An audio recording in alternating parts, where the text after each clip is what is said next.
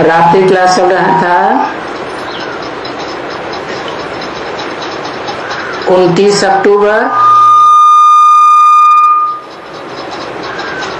1965 1966।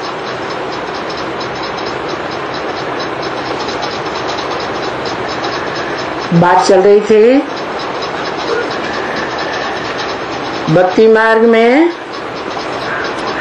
भगवान से धक्का खाने के लिए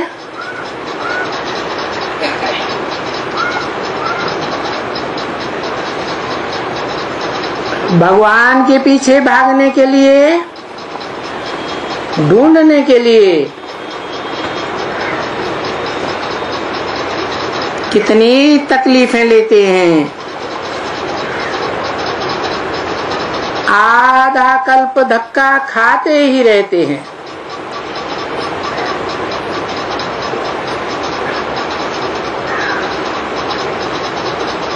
किस लिए धक्का खाते हैं? भगवान को मिलने के लिए। और भगवान तो आकर के कहते हैं कि मेरे लिए धक्का खाने की दरकार नहीं है, मैं तो अपने आप ही आकर के मिलता हूँ, आप ही मिलने आता हूँ। कब आता हूँ? जब पतितों को पावन बनाने होता है अथवा नरकवासियों को स्वर्गवासी बनाना होता है। नरकवासी कौन बनाता है? स्वर्गवासी कौन बनाता है?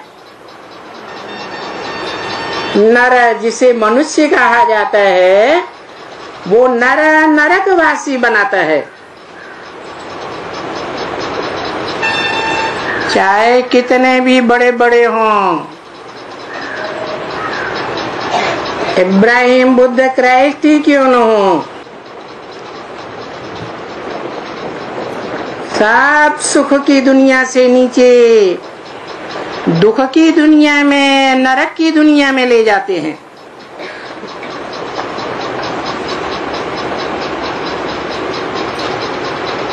मैं आता हूँ तो स्वर्ग में ले जाता हूँ,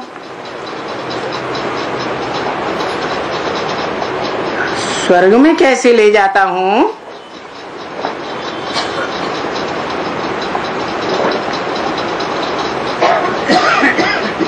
मैं ही ले जाता हूँ, उसका कारण है कि मैं सदैव स्वस्थिति में रहता हूँ।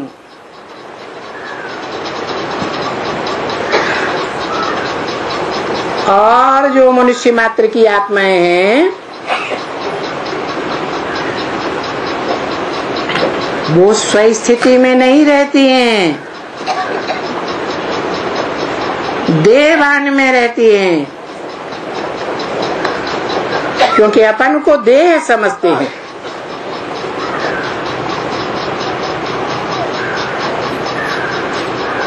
देह विनाशी है, स्व माने आत्मा अविनाशी है। अविनाशी आत्मा की याद में रहने से मनुष्य से देवता बन जाते हैं। ये बात मैं ही बताता हूँ कि स्व स्थिति में रहेंगे, ज्योति बिंदु आत्मा की स्थिति में रहेंगे तो स्वर्गवासी देवता बनेंगे।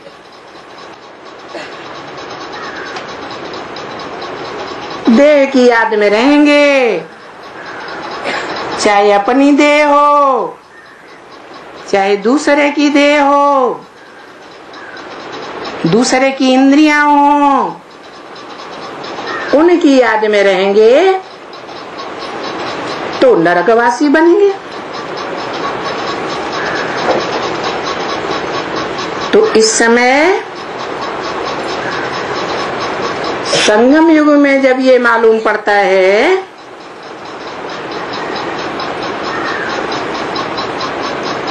तो अंदर में अच्छी कहका आती है कि हम कैसे छी छी बन गए थे, देह को याद करते करते, देह की इंद्रियों को याद करते करते, देह के पदार्थों को याद करते करते, देह के संपर्कियों और संबंधियों को याद करते करते कैसे चीची बन गए।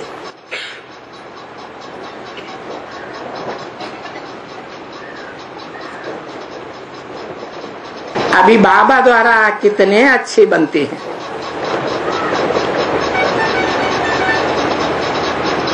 बाबा कौन?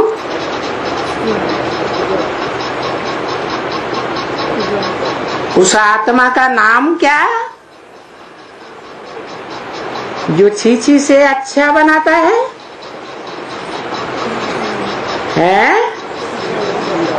शिव बाबा। मेरी आत्मा का ही नाम शिव है, औरों की देह का नाम होता है। मेरी देह है ही नहीं तो देह का नाम भी नहीं है, क्योंकि मैं देहवान में रहकर काम ही नहीं करता हूँ। मैं देह में प्रवेश करता हूँ, देह तो धारण करता हूँ, लेकिन देहवान में नहीं आता।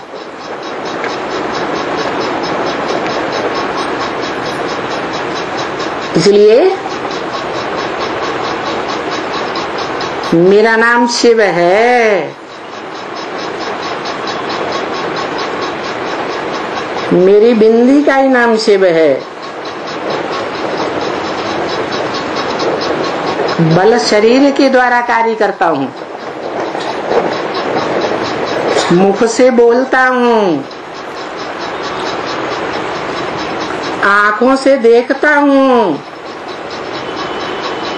कानों से सुनता भी हूँ, क्योंकि हर एक इंद्रियों के द्वारा ही संबंध जोड़े जाते हैं।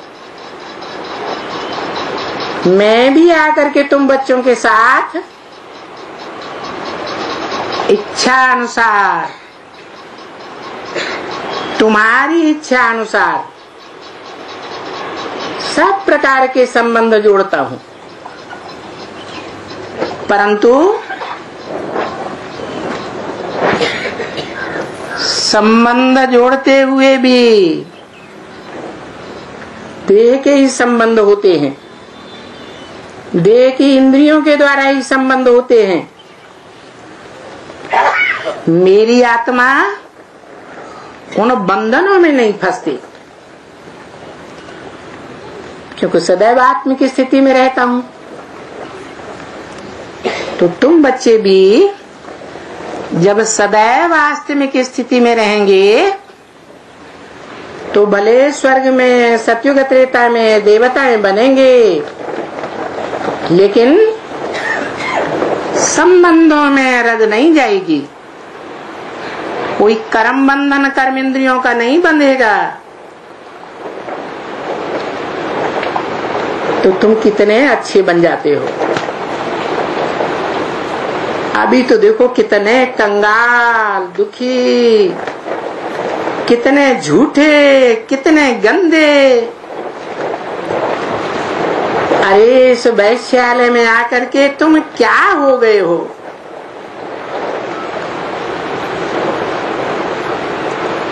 अभी बाप आकर के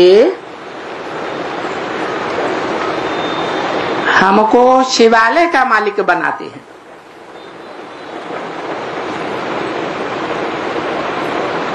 क्या से क्या बदल देते हैं, वैश्यालय से निकाल करके शिवालय का मालिक बनाते हैं। शिवालय, जिस शिवालय में चारों ओर देवताओं की मूर्तियां रखी होती हैं, बीच में उनका बनाने वाला बाप जो मनुष्य से देवता बनाता है वो बैठा हुआ है।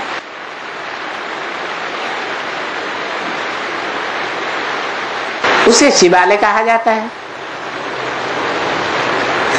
वो जो भी देवताएं चारों ओर बैठे हुए हैं वो किसकी उपासना कर रहे हैं?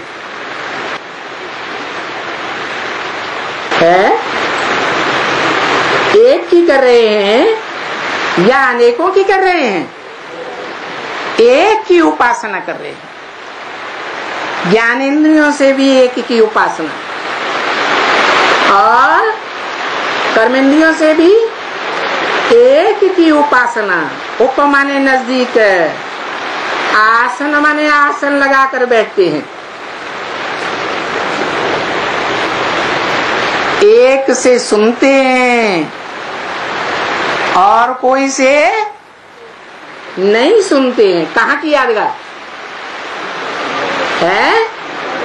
ये संगम युग ईश्वर की यादगार है। एक से सुनना। अगर अनेकों से सुनते हैं, अनेकों की सुनाई हुई बातों पर विश्वास करते हैं, तो बाबा ने बता दिया अनेकों से सुनेंगे तो विविचारी ज्ञान हो जाएगा। विविचारी ज्ञान हो जाएगा तो उसका रिजल्ट क्या होगा? 63 जन्मों में और धर्म पिताओं और उनके फॉलोअर्स से सुनने लगे पड़ेंगे। वहां भी तुम्हारे कान विविचारी हो जाएंगे, इंद्रियां विविचारी हो जाएंगी। रिजल्ट ये निकलेगा कि तुम और धर्मों में कन्वर्ट होने वाले, भारत को, भारतवासियों को धोखा देने वाले विधर्मी बन जाएंगे, जन्म जन्मांतर के लिए विदेशी बन जाएंगे। इसलिए बाप कहते हैं एक से सुनना है, कानों से नहीं सुनना है। शूटिंग कहाँ हो रही है? संगम युग में ही शूटिंग हो रही है। जो और मनुष्यों की बातें सुनने लग पड़ते हैं। भट्टी करने के बाद 9 दिन की भट्टी है। जैसे गर्भ में भट्टी होती है, वहीं खाना, वहीं पीना, वहीं श्वास लेना, बाहर की दुनिया से कनेक्शन टूट जाता है। ऐसे ये भी बाप के घर में आत्मा पहुंच करके 9 दिन की भट्टी करती है, बाप का बच्चा बनती है। तो जो बाप के बच्चे बने उनको बाप की बात ही सुनना चाहिए ना। निश्चय बुद्धि बने, पहले तो खून से भी लिख के देते थे, अभी इतने खून से निकलने वाले तो नहीं हैं, लेकिन कागज पर तो लिख के देते हैं, स्टाम्प पर, पेपर पर लिख के देते हैं। तो ऐसे जो लिखने वाले हैं वो भी दूसरों की बातें सुनते और धारण करते हैं या नहीं करते हैं? नहीं करते? करते हैं। तो काहे की शूटिंग करते हैं? और धर्मों में कन्वर्ट हो जाने की शूटिंग कर रहे हैं।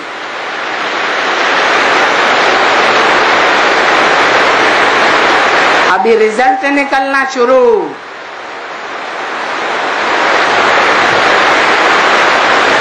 क्योंकि भारतवासी देवताएं जो द्वापर युग से अपन को हिंदू कहलाने लगे, वो हिंदू ही दूसरे धर्मों में कन्वर्ट होते हैं। दूसरे धर्म के जो पक्के होते हैं वो कभी और कोई धर्म में नहीं जाते, दूसरों की बातें भी नहीं सुनते, दूसरों का धर्म ग्रंथ भी नहीं छूते। वो सिर्फ अपने धर्म पिता को ही मानते हैं। ये तो भारतवासी हिंदू हैं, जो सतयुग त्रेता में देवताएं भी थे। देवता बनने से पहले संगम युग में 9 कुरी के ब्राह्मण थे। कोई कहेगा 9 कुरियों के ब्राह्मण क्यों थे? क्योंकि 63 जन्मों में जिन 9 धर्मों में कन्वर्ट होकर के जाते हैं, उन्हीं 9 धर्मों से कन्वर्ट होकर के फिर 9 कुरियों के संगम युग में ब्राह्मण बनते हैं।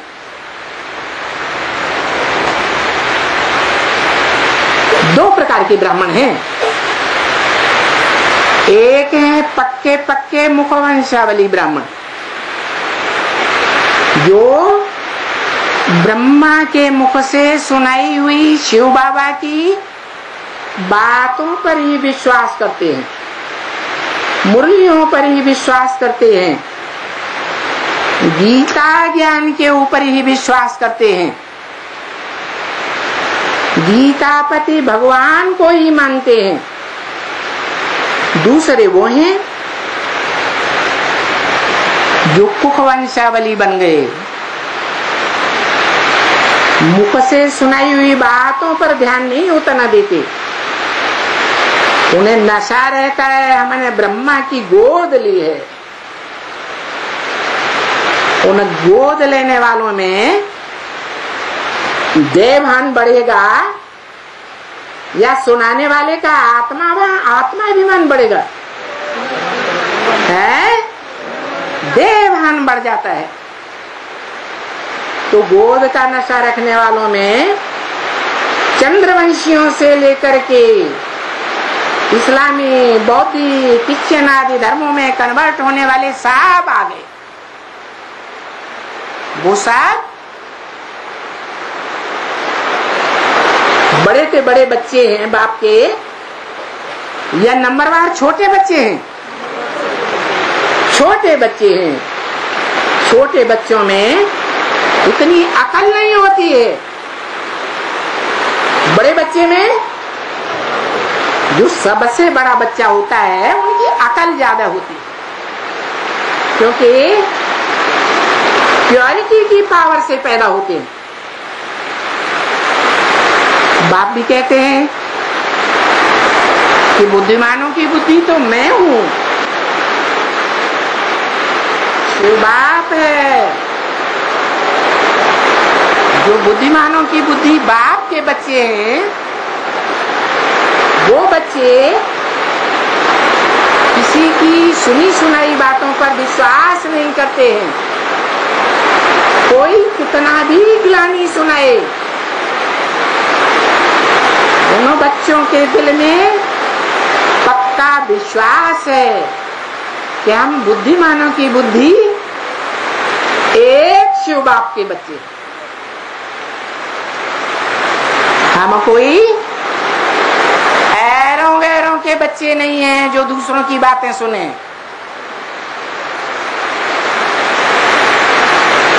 ब्रह्मा के बच्चे नहीं है दाढ़ी मूछ वाले के, वो भी मनुष्य है। इब्राहिम, बुद्ध, क्राइस्ट आदि धर्म पिताओं के भी बच्चे नहीं हैं। भले उन्होंने कितनी भी बुद्धिमत्ता से अपने धर्म की धारणाएं सिखाई हो, धर्म की स्थापना की हो, लेकिन वो कोई भी धर्म पिताएं बुद्धिमान बाप के बुद्धिमान बच्चे नहीं कहे जा सकते, क्योंकि सब धर्मों की मान्यता है कि भगवान निराकार है। मुसलमानों इस्लामियों से पूछो, भगवान निराकार है तो तुम्हारी जन्नत की स्थापना कौन करता है? कोई धर्म पिता ने तो आज तक 2500 साल के अंदर जो हिस्ट्री मिलती है मनुष्यों की, किसी ने स्वर्ग नहीं बनाया। सब धर्म पिता उनके फॉलोअर्स नरक की ओर जाते रहे, दुख की दुनिया की ओर जाते रहे। तो फिर ये जन्नत किसने बनाई? अब कहेंगे हमारे ग्रंथों में तो लिखा हुआ है कि खुदा ने जन्नत बनाई, उस जन्नत का मुखिया आदम ईव को बनाया। तो पक्का मान लेना चाहिए कि जो जन्नत बनाने वाला है वो निराकार तो नहीं होगा ना। जो कहते हैं God is truth, God is one, truth is one, दो चार बातें एक दूसरे को क्रॉस करने वाली बातें सत्य हो सकता है? हो सकता है? नहीं हो सकता। भगवान जो आकर के सुनाता है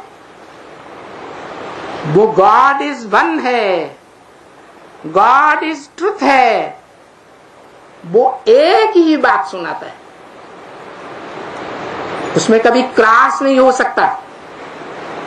चाहे ब्रह्मा के द्वारा बड़ी मां रूपी गीता माता के द्वारा सुनाए,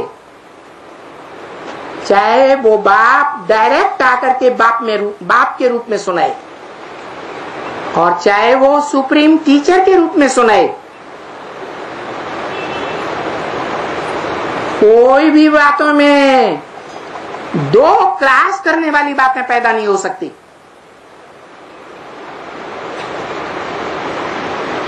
ब्रह्मा के मुख से सुनाया, ब्रह्मा वाली आत्मा गुलजार दादी के मुख से सुनाती है। क्या दोनों की वाणियों में कहीं कोई क्रॉस मिलता है?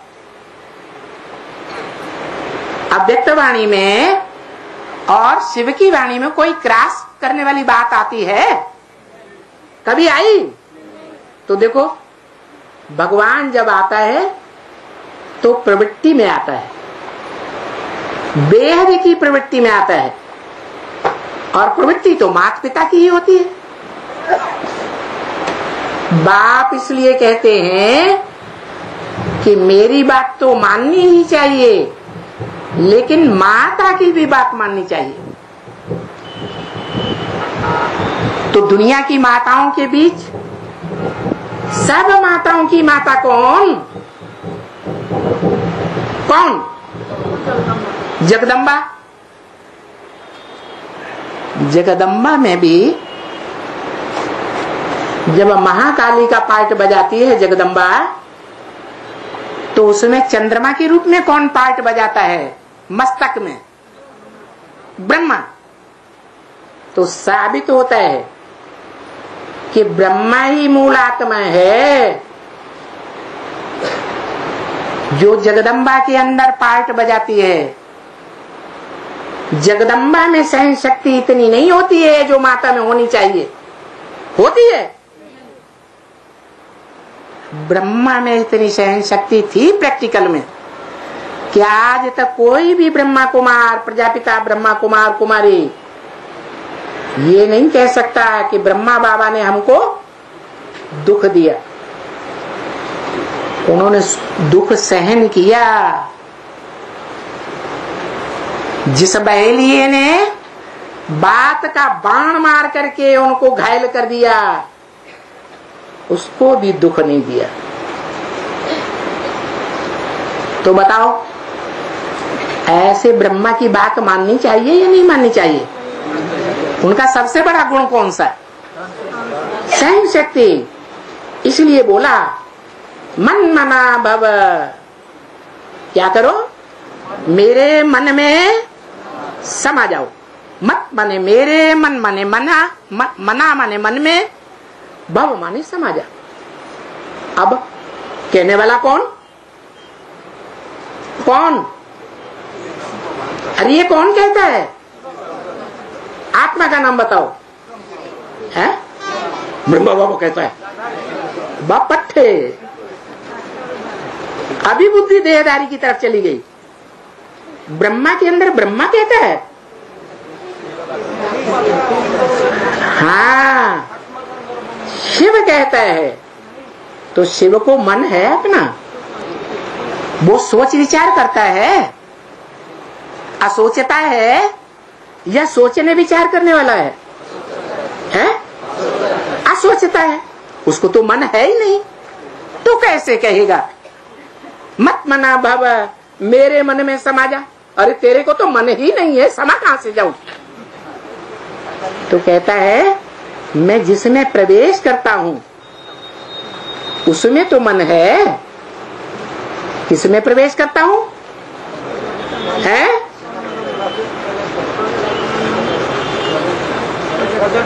हाँ, पहले तो इस मनुष्य सृष्टि के बाप में प्रवेश करता हूं। इसलिए ज्ञान सुनाने के लिए, ज्ञान सुनाने के लिए न जगदम्बा में प्रवेश करता हूं,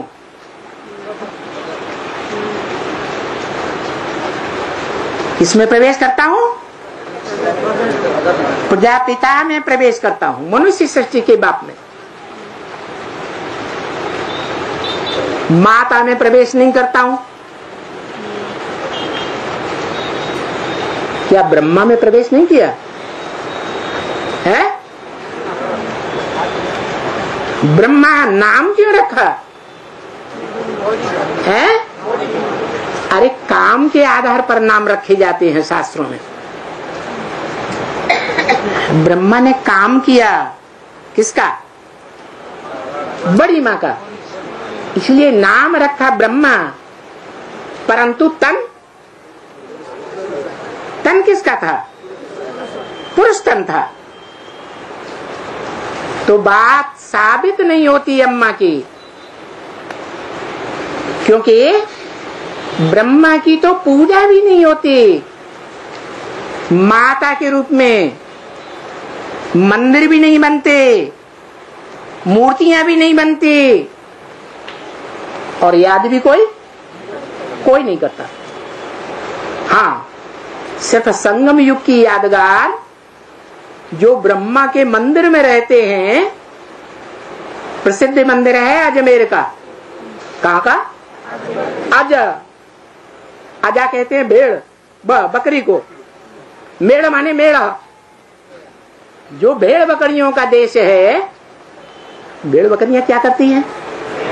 एक बकरी जिधर जाएगी उसी के पीछे सांप चली जाएगी। बकरी कैसे बोलती है? मैं माना वो मैं करने वाली खास बकरी जो है वो कोई ब्राह्मणों की दुनिया में हुई है, जो कहती थी कि ब्रह्मा के द्वारा परमपिता परमात्मा गीतापति भगवान का पाठ बजा के चले गए। लेकिन सारा कार्य तो मां करती है ना, घर का जगदम्बा करेगी ना, तो मुख्य तो ब्रह्मा हुआ ना। अब ब्रह्मा ने अचानक शरीर छोड़ दिया तो क्या स्वर्ग स्थापन हो गया है? भगवान क्या करता है? भगवान तो स्वर्ग स्थापन करता है, लेकिन वो बकरी क्या कहती गई? अरे ब्रह्मा ने शरीर छोड़ दिया तो क्या हुआ? इससे कोई फर्क नहीं पड़ता। ब्रह्मा का काम पूरा करने के लिए मैं बैठी हुई है ना, मैं स्वर्ग बनाऊंगी। बड़े बड़े पोस्टर छपा दो, ब्रह्मा के रूप में गुलजार दादी को बैठा दो, बैठा दिया कि नहीं? विष्णु के रूप में जानकी दादी को बैठा दो, बैठा दिया कि नहीं? और शंकर के रूप में जिसे महादेव कहा जाता है, बड़े से बड़ा देवता, वो मैं खुद बैठी हुई हूं, मैं स्वर्ग स्थापन करूंगी। अरे तुम्हारा बाप वो ही आया राम गया राम होके चला गया, धर्म पिताओं की तरह। स्वर्ग स्थापन हुआ? नहीं हुआ। तो जब ब्रह्मा बाप के द्वारा ही स्वर्ग स्थापन नहीं हुआ और ब्रह्मा कुमारियां अभी भी कहती हैं क्या स्वर्ग स्थापन कौन करेगा? हम करेंगे। अरे तुम्हारे बाप का नाम है कुरु, मैं करूंगा। गांधी जी क्या कहते गए? हद के गांधी जी, मैं भारत को राम राज्य बनाऊंगा। फिर बनाया कि और ही नरक बन गया, और ही नरक। वो तो हद के गांधी जी हुए, बेहद के गांधी जी ब्राह्मणों की दुनिया में कौन हुए हैं? जब मम्मा ने शरीर छोड़ दिया, असली जो धरित्री थी फॉलो करने वाली, उसने ही शरीर छोड़ दिया, तो जो पिता है वो घर परिवार संभाल पाता है? छोटे छोटे अभी के पैदा हुए बच्चों को संभालेगा? नहीं संभालता। घर नरक बनता है या स्वर्ग बनता है? घर नरक बन जाता है। तो ब्रह्मा जो कार्य नहीं कर सके, लेकिन उनकी बुद्धि में था मैं स्वर्ग बनाऊंगा। और महाभारत में कौन प्रसिद्ध है? जो कुरु माने करने वाले की औलाद है। कुरु माने करो, मैं करने वाला हूं, तुम भी करो। कुरु माने करो। कुरु की औलाद कौन हुआ बड़ा? उसका नाम क्या था? नहीं,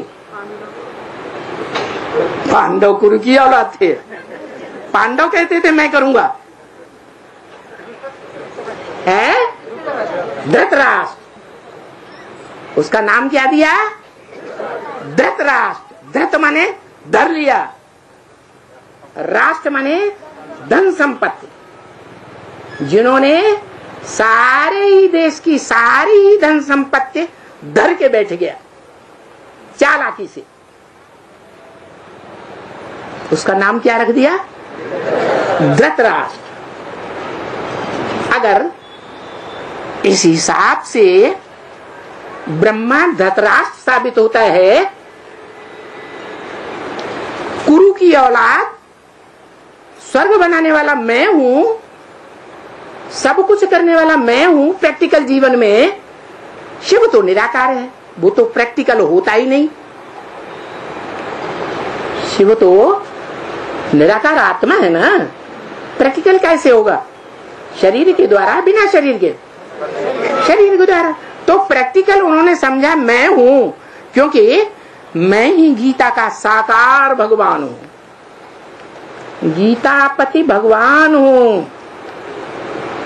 तो दुनिया में जितने भी अपने को शिवो हम करके बैठ गए, ब्रह्मास्मि, हम ही ब्रह्मा हैं, हम ही भगवान हैं, ये कह करके बैठ गए, उन्होंने दुनिया को नरक बनाया या स्वर्ग बनाया? नरक बनाया। ऐसे धृतराष्ट्र, उन्होंने ब्राह्मणों की दुनिया की सारी धन संपत्ति अपने कब्जे में कब कर ली है? कब की?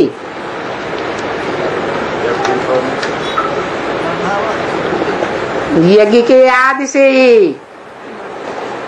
बाबा ने बोला स्थापना के साथ साथ यज्ञ कुंड से विनाश ज्वाला भी प्रज्वलित हुई। जो विनाश ज्वाला प्रज्वलित हुई तो झगड़ा होगा या नहीं? चिंगारी पहले छोटी होती है या बड़ा बवंडर का रूप धारण कर लेती है? पहले तो छोटी होती। तो सन 36 से ही वो चिंगारी लगी हुई थी। उस चिंगारी ने 41 से 42 तक आते आते बड़ा रूप धारण कर लिया। यज्ञ के अंदर से विरोधाभास इतना बड़ा शुरू हुआ कि धोबी घाट की बात को लेकर के बड़ा बवंडर शुरू हो गया। धोबी घाट क्या होता है? धोबी घाट पर क्या किया जाता है? कपड़े कौन से? शरीर रूपी वस्त्र। वो शरीर रूपी वस्त्र धोबी धोता है। धोबी घाट पर पहले घर में डाल के धोता है, फिर कहां ले जाता है? धोबी घाट तक ले जाता है। तो सन 41-42 तक, और जब तक ब्रह्मा ने शरीर छोड़ा तब तक भी आम और खास रूप से ब्रह्मा की गोद में पलने वाले जो भी ब्राह्मण बच्चे हैं, उनके शरीर रूपी वस्त्र बड़े से बड़े धोबी ने, जिसे बेहद का धोबी कहा जाए या हद का, धोए। लेकिन जिनके कपड़े धोए वो माताएं हुई बेहद की या नहीं हुई? हुई। उन माताओं में से बहुत सी माताएं ऐसी थी जो दूसरे धर्म से कन्वर्ट होकर के आई थी, जिसके लिए मुरली में बोला है कोई पूर्व जन्म की वैश्या है, भले इस जन्म में ब्राह्मण बन जाए तो भी आगे चल करके वो क्या हो जाएगी? वैश्या ही बन जाएगी, विशेष दुनिया बनाने के निमित्त बन जाएगी। तो ऐसी ढेर की ढेर माताएं थी। उनमें कोई मुखिया माता है क्या? उनमें कोई मुखिया माता?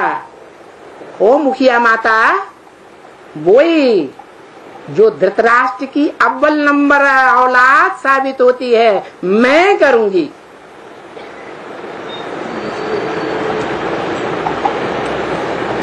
क्या करूंगी? क्या करूंगी? स्वर्ग स्थापन मैं करूंगी। कैसे बन गई? ऐसे बन गई कि जब यज्ञ में बवंडर शुरू हुआ सिंध हैदराबाद में, धोबी घाट की बात को लेकर के, जो यज्ञ के अंदर दूसरे धर्म से आई हुई वैश्याएं घुसी हुई थी, उन वैश्याओं ने बात को बाहर कर दिया। कोई माता अपने पति की इंद्रियों के संबंध की बातों को बाहर की दुनिया में बोलना शुरू कर दे तो उस माता को क्या कहेंगे? वैश्या कहेंगे या सदवा कहेंगे? क्या कहते हैं? वैश्या कहेंगे। बेवफा कहेंगे या वफादार कहेंगे? बेवफा कहेंगे।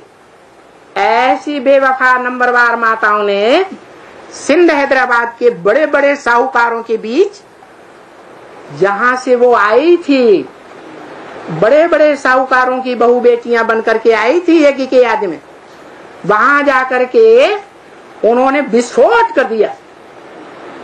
और सिंध हैदराबाद के जो बड़े बड़े लोग थे वो विरोधी बन गए। एक बड़ा बवंडर शुरू हुआ। उस बवंडर के शुरू होते ही यज्ञ से पहले कौन भागा है? विश्वेश्वर भाऊ नहीं भागे। जो बात मालूम नहीं हुआ करे नहीं बोला करो। विश्वेश्वर भाऊ ने तो यज्ञ में शरीर छोड़ा है 1967 में। कौन भागा? ब्रह्मा बाबा भागे। एकदम भाग करके अज्ञात स्थान में जाके बैठ गए। कोई ब्रह्मा कुमार कुमारी को पता नहीं चला कहां गए। तो धर्म पिताएं तो होते ही हैं सब सन्यासी। प्रवृत्ति मार्ग को निभाने वाले नहीं होते हैं।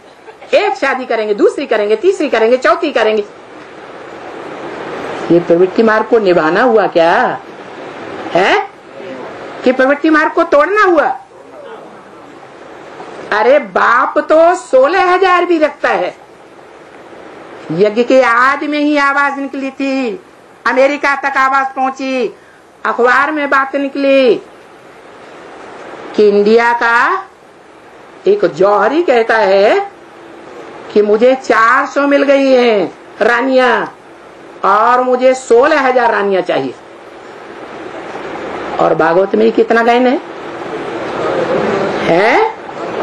16,000 के भागने का गायन है। भागने की मुख्य बात होने के कारण उस ग्रंथ का नाम पड़ा भागवत। तो देखो भगवान वेद की प्रवृत्ति वाला है, तो भी जिसको एक बार अपनाता है, सरेंडर करता है, क्या उनको धक्का देके भगाता है? अभी तक किसी को भगाया नहीं। अपने आप भाग जाते हैं, वो बात अलग है। तो देखो भगवान में और इन ब्रह्मा इब्राहिम जैसे धर्म पिताओं में कितना वास्ट अंतर है। इस अंतर के कारण ही वो स्वर्ग का रचयिता भगवान कहा जाता है। वसुधैव कुटुंबकम बनाता है। जिसके घर रूपी मंदिर की यादगार शिवालय है, जहां एक की पूजा होती है।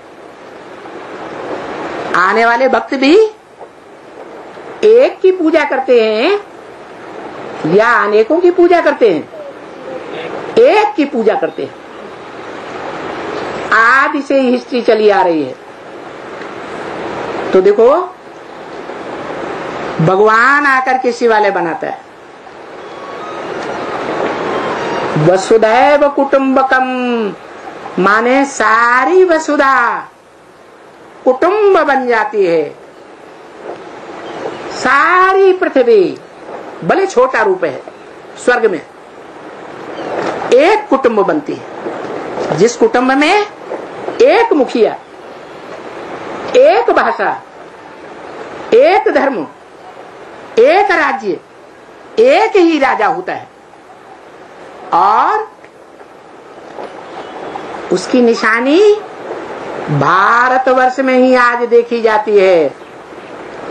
लेकिन वो परिवार प्रायः लोप हैं, ढूंढने से मिलेंगे। जहां 60-60, 70-70, 80-80 लोगों का एक ही परिवार होता है, एक ही मुखिया होता है, एक राजा होता है, कंट्रोलर, एक भाषा चलती है, एक मत होता है। ऐसे नहीं कि परिवार का एक सदस्य जनता पार्टी को वोट दे देगा, दूसरा सदस्य कांग्रेस को वोट देगा, तीसरा सदस्य बहुजन समाजवादी को पार्टी को वोट देगा, चौथा सदस्य सपा पार्टी को देगा। नहीं, जिस तरफ एक चलेगा उसी को फॉलो करेंगे, मुखिया को फॉलो करेंगे। तो ऐसी दुनिया बनाने वाला जो भगवान है, वो भगवान बोलते हैं कि मैं तुमको शिवालय का मालिक बनाता हूं, विश्व का मालिक बनाता हूं। तो तुम बच्चों को खुशी होनी चाहिए ना, है? कितनी खुशी होनी चाहिए कापारी, बहुत खुशी होनी चाहिए। कभी दुखी तो जैसे होते ही नहीं। बाबा तो कहते हैं ये संगम युग सारा ही मौजों का युग है। क्या? सारा ही मौजों का युग है। संगम युग में मौज मनाएंगे तो 84 जन्म भी मौज मनाएंगे, आनंद मनाएंगे। क्या ऐसा कोई प्रूफ है? किसी आत्मा का ऐसा कोई प्रूफ है जो 84 जन्म मौज मनाता हो? है? नहीं है। अच्छा, 8 जो धर्मराज की सजाएं भी नहीं खाते, धर्मराज की टेढ़ी दृष्टि भी नहीं देखते, वो इस लिस्ट में है या नहीं है? होना चाहिए या नहीं होना चाहिए? उसका कारण क्या है? कोई कारण नहीं, ऐसे ही बनाने वाले ने बना दिया। कारण होना चाहिए ना। क्या कारण? कि वो 8 ही हैं जो पूरी श्रीमत पर चलते हैं। जो पूरी श्रीमत पर चलेंगे वो पूरा 82-83 जन्म भी सुख में रहेंगे या दुख में आएंगे? हैं? सुख में ही रहेंगे। इसलिए बोला कोई कोई बच्चे तो 82-83 जन्म भी सुख भोगते हैं। माने उनमें कुछ ऐसे हैं जो 82 जन्म और कुछ ऐसे भी हैं जो 83 जन्म भी सुख भोगते हैं। सिर्फ अंतिम जन्म में नीचे गिरना लाजमी है, क्योंकि माया किसी को छोड़ती नहीं है। माया अगर किसी को छोड़ दे, सबसे बड़ी परीक्षा लेने वाली कौन है? माया। वो अगर छोड़ दे तो क्या होगा? माला बनेगी, कोई भी प्रकार की माला बनेगी। हाथ की माला बनेगी। ब्रह्मा की भुजाओं रूपी 1000 हाथ की माला बनेगी? है? 16,000 की माला बनेगी? नहीं बनेगी। अरे ये तो मुख्य मालाएं हैं। 4.5 लाख जो असल सूर्यवंशी हैं, उनमें भी नंबरवार हैं, वो माला भी नहीं बन सकती। जो सतयुग के 9 लाख हैं, उस लिस्ट में आने वालों की माला नहीं बन सकती। जो सतयुग में आने वाले टोटल 2 करोड़ हैं, उन आत्माओं की भी माला नहीं बन सकती अगर माया परीक्षा न ले। त्रेता के अंत में 8-10 करोड़ जो आते हैं, देवताएं, देवात्माएं, उनकी भी माला नहीं बन सकती। अरे कलयुग के अंत में 700 साढ़े 700 करोड़ जो मनुष्य आत्माएं होती हैं, वो भी रुद्रमाला के मणके हैं या नहीं है? है? शिव बाप के बच्चे हैं या नहीं है? उनकी भी माला नहीं बनेगी। तो ज्यादा आत्माओं की संख्या ऐसी है जो श्रीमत पर नहीं चलती हैं, दूसरे धर्म में कन्वर्ट होती हैं, दूसरे देशों में कन्वर्ट होकर के जाती है। उनकी निशानी बता दी, मालूम है क्या निशानी बता दी?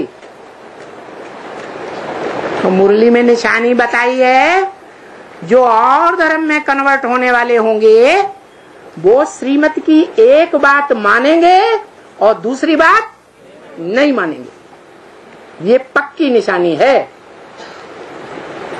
कम से कम मानना तो चाहिए, है? अरे जानने की बात अलग, गहराई तक जो सच्चाई है उसको मान तो लेना चाहिए, लेकिन वो पहले नहीं मानेंगे।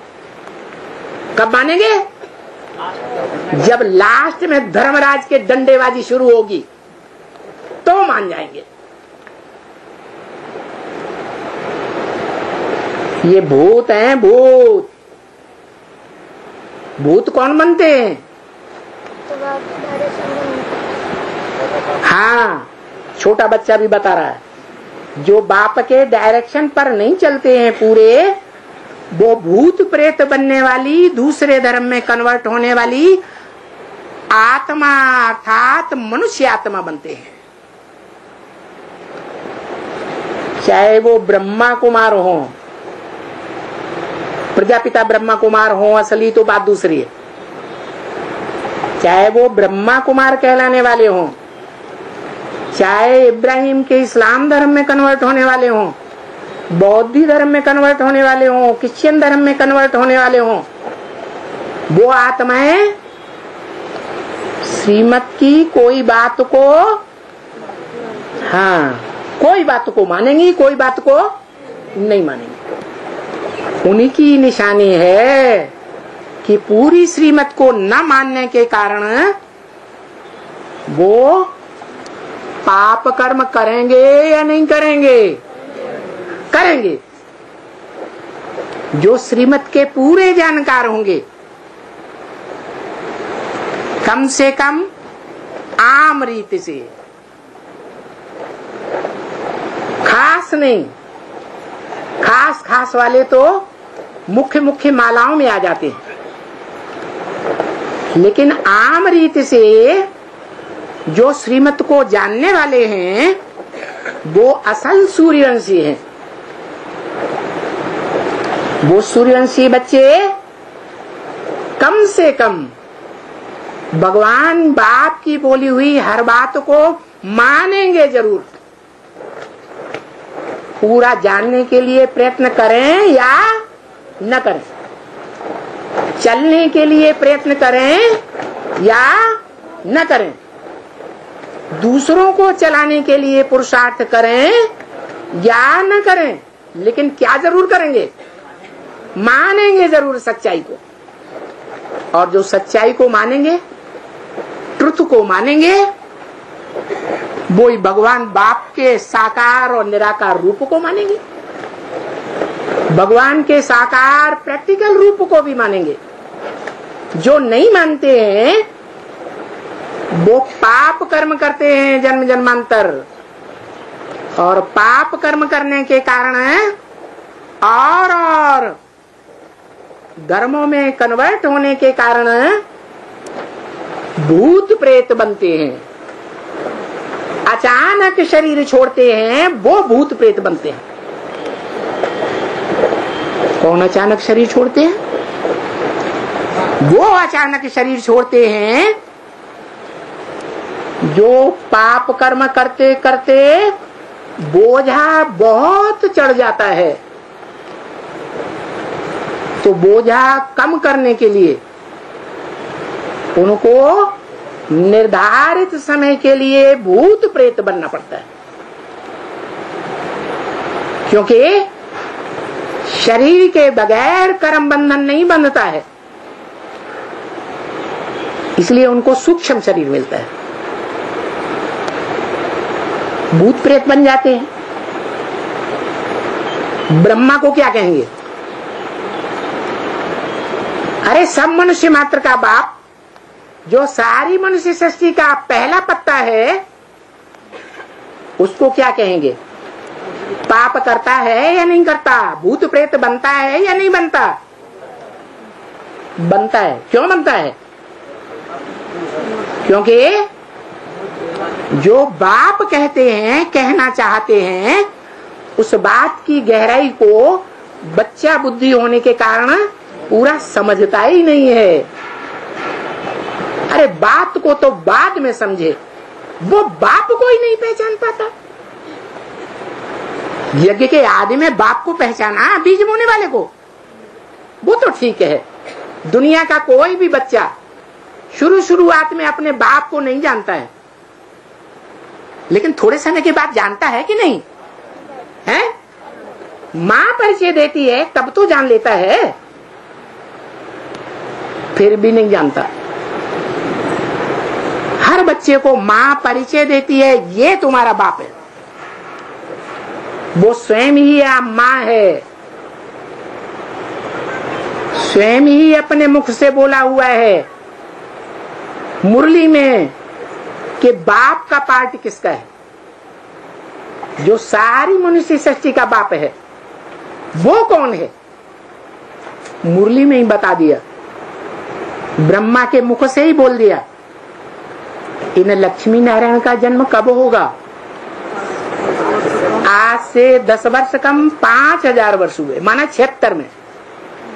तो ब्रह्मा की बुद्धि में बैठा कि 76 में वो आत्मा अपने स्वरूप को पहचान लेती है।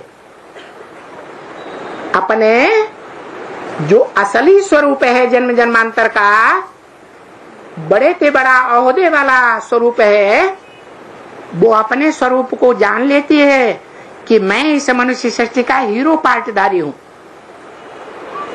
नर से नारायण बनने वाला मैं खुद हूं, नर से प्रिंस बनने वाला नहीं। क्या बनने वाला?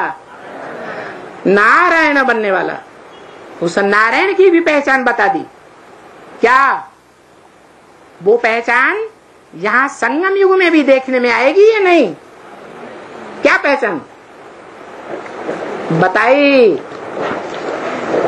कि 84 जन्मों में भी जितने भी युद्ध होते हैं, 63 जन्मों में खास, उन सभी युद्धों में उसकी विजय ही विजय होती है। कभी हार, अंतिम हार नहीं हो सकती, बीच में कुछ भी होता रहे। ये पहचान है खास।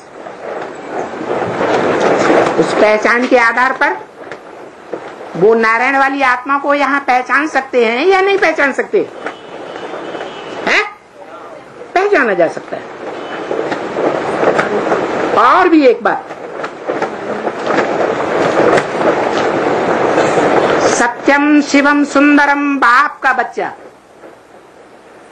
ट्रुथ गॉड फादर का बड़ा बच्चा, जो बाप कहते हैं मैं तुम बच्चों को नंबरवार आप समान बनाता हूं। तो नंबरवार की लिस्ट में आने वाला कोई 100% बच्चा जिसकी यादगार सत्यनारायण की कथा है नहीं, घर घर में गाई जाती है नॉर्थ इंडिया में।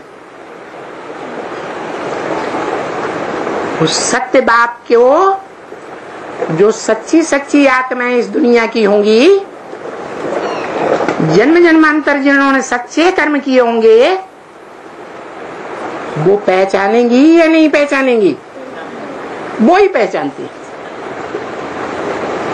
वो सत्य बाप जो 16 कला संपूर्ण नारायण कहा जाता है, जिस नारायण की यादगार सतयुग में गाई जाती है, हे कृष्ण नारायण वासुदेव, माने कृष्ण, वासुदेव और नारायण, कौन से युग में हुए थे? है हाँ, सतयुग के एकदम आदि स्वर्णिम संगम युग में हुए थे।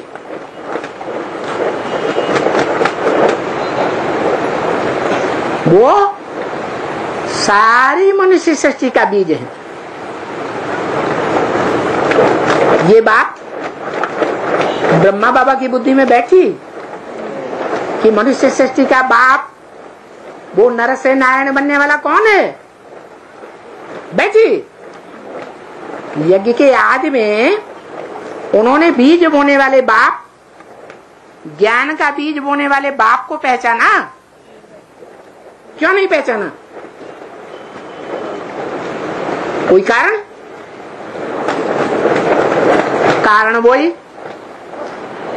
जिसका निवारण बाबा ने बच्चों के लिए कर दिया कि अपने पार्ट को, अपने बाप के पार्ट को पक्का निश्चय बुद्धि हो करके एवर लास्टिंग अगर पहचाना है तो अपन को क्या समझो? आत्माभिमानी बनो।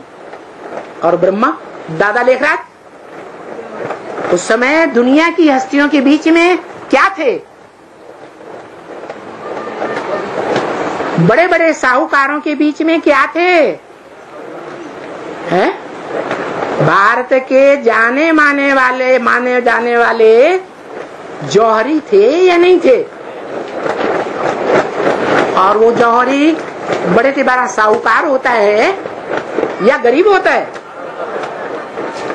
और बाप किसके लिए आते हैं? गरीब निवाज बच्चों के लिए आते हैं। तो साहूकारों को बाप पहचान में आता है। आज भी दुनिया के जो बड़े बड़े साहूकार हैं, धृतराष्ट्र बने बैठे हैं, सारे देश की धन संपत्ति को अपनी मुट्ठी में किए हुए बैठे हैं, यहाँ तक कि गवर्नमेंट को भी अपने आधार पर चलाते हैं। गवर्नमेंट के जो बड़े बड़े ओहदेदारी, एमपी, एमएलए, मिनिस्टर्स, अगर उनको पैसा नहीं मिलेगा तो वो इलेक्शन में जीतेंगे? हैं? नहीं जीते। वो सब अधीन पड़े हैं। दुर्योधन दुशासन की लिस्ट में आने वाले, दुष्ट युद्ध करते हैं, दुष्ट शासन चलाते हैं, पब्लिक को बेवकूफ बनाते हैं। रिजल्ट क्या होता है? पब्लिक ज्यादा से ज्यादा तादाद में, भारत की गवर्नमेंट पब्लिक को गरीब बनाती जा रही है या साहूकार ज्यादा तादाद में बनाती है? गरीब गरीब बनते जाते हैं और साहूकार और ही बड़े साहूकार बनते जाते हैं। ये है कुरु का कौरव राज्य। कौरव नाम ही इसलिए पड़ता है, कुरु की औलाद माने कौरव एकमात्र बढ़ती है। ब्रह्मा की औलाद ब्राह्मण, विष्णु की औलाद वैष्णव। ऐसे ही ये अहंकारी कुरु जो समझता है मैं ही करने वाला हूं दुनिया में, भगवान कोई और नहीं होता, वो कुरु की औलाद हैं। तो कुरु की औलाद में पहला कौन हुआ? बड़ा, जो बड़ा कौरव कहा जाता है। अरे कौरवों में बड़ा कौन था? उसका बाप कौन था? तो बाप बड़ा या बच्चा बड़ा? धृतराष्ट्र। तो ब्राह्मणों की दुनिया में धृतराष्ट्र कौन हुआ? कब हुआ? यज्ञ के आदि में ही बाप को छोड़ करके भाग गया, धोखा दे दिया उस बड़े बच्चे ने। धोखा देने का रिजल्ट क्या हुआ है? मुरली में क्या बोला रिजल्ट है? बाप की लाश को भी गुम कर दिया गया। बोला या नहीं बोला? बोला। और जब लाश गुम हो गई तो ब्राह्मणों की दुनिया का जो मुखिया था वो ही खत्म हो गया, तो सत्ता किसके हाथ में आ गई? सन 47 से जब मुरलियां चलना शुरू हुई ब्रह्मा के मुख से, सारे ब्राह्मण परिवार की सत्ता किसके हाथ में आई?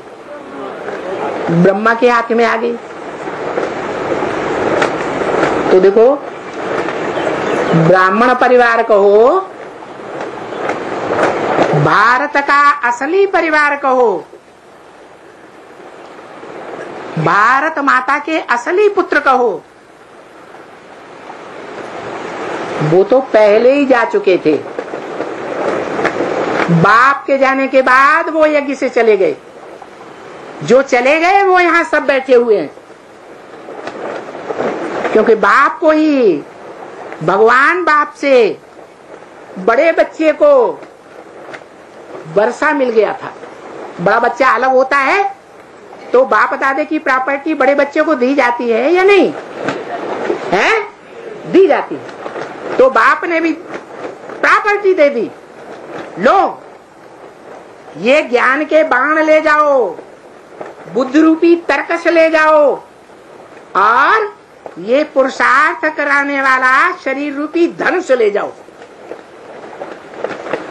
जिस धनुष के बारे में बोला है, क्या बोला है?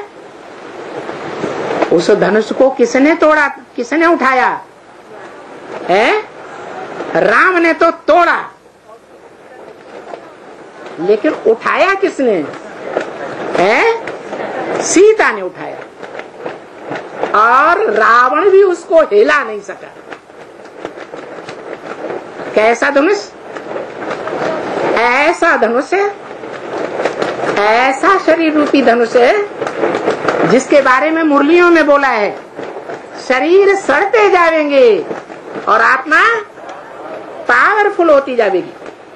और वो पावरफुल आत्मा सड़े हुए शरीर के द्वारा भी जो दुनिया का बड़े से बड़ा काम है शिव बाप का, वो भी संपन्न करके दिखाएगी। तो धनुष पावरफुल हुआ या कमजोर हुआ? पावरफुल हुआ। तो यज्ञ के आदि में ही पुरुषार्थ रूपी धनुष दे दिया, ज्ञान के बाण दे दिए, ज्ञान के बाण रखने के लिए बुद्धि रूपी तर्कश भी दे दिया। जाओ, अलग हो जाओ, कमाओ और खाओ। अब इस यज्ञ से तुमको कुछ भी, ब्राह्मणों के यज्ञ से अब तुम्हें कुछ भी नहीं मिलने वाला। तो सारे सूर्यवंशी बच्चे जो बाप के शरीर छोड़ने के बाद चले गए थे, वो अभी भी यहाँ बैठे हुए हैं और सारे भारत में बैठे हुए हैं। उन सबको नंबरवार अपने बाप की तरह, रुद्रमाला के मणके हैं ना, छोटे बड़े मणके हैं ना, हैं? पावर है या नहीं है? निराकारी स्टेज की है। उस पावर के आधार पर उनको नंबरवार बुद्धि रूपी तर्कश मिला हुआ है। सबको बुद्धि रूपी तर्कश में रखने के लिए ज्ञान के बाण मिले हुए हैं और पुरुषार्थ करने के लिए धनुष भी मिला हुआ है।